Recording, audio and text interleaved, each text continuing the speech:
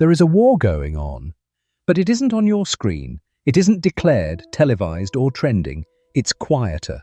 It's fought in the shadows, between what we know and what we choose not to. The war you're not seeing is the war against ignorance. We've confused literacy with education. To read and write is a doorway, but what you walk into, that is education. There are people who cannot read, but are wise, and people who are literate, but dangerous. Education is not the memorization of facts. It is the awakening of thought. It is learning how to ask, how to listen, how to learn again. The real damage in this world isn't caused by monsters. It's caused by normal people, taught not to think, taught to obey, not question, taught to follow, not reflect. This is how violence is justified, how women are silenced, how children grow up believing they are worthless because they were born in the wrong place. It is how truth dies and propaganda survives. Ignorance isn't always innocent. Sometimes it's designed. When people can't think clearly, they're easier to divide, easier to sell to, easier to control. That's why some governments fear books more than bombs. That's why critical thinking is not taught, it's discouraged. Education gives you tools, but ignorance gives them control. Education is not the filling of a bucket, it is the lighting of a fire. Real education teaches empathy, curiosity, doubt. It teaches us that a different culture is not a threat.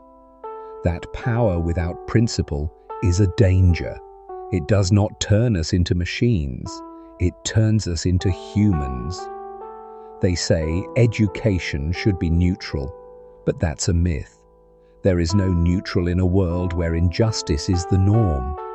To teach compassion is to take a side. To teach history honestly is to challenge the comfort of the powerful. Education isn't neutral. It's revolutionary, because it doesn't just teach how to live, it asks, how should we live? There will always be differences in how we teach, in what we value, in how we raise our young, and that's not the problem, that's the beauty. Education is not about making us the same, it's about helping us understand one another, when peace is the goal and not pride. When love is the teacher and not fear, then diversity becomes art, not ammunition. The world does not need more weapons. It needs more classrooms. It does not need louder leaders. It needs smarter listeners. The revolution will not be televised because it happens quietly when a child learns to ask why. The war you're not seeing is not fought with guns. It is fought with open minds, and it is won by those who dare to think for themselves. For every child denied education, the world grows quieter. That silence, it's the poem never written, the cure never discovered, the bridge never built. The cost of ignorance is not just suffering, it's the absence of potential. We never know what we lost, because they never got the chance to show us. Every child deserves more than survival. They deserve the tools to build, the tools to read a lie and know it, the tools to speak truth, even when afraid. The war you're not seeing is the one that will decide everything. And the weapon that wins it is education.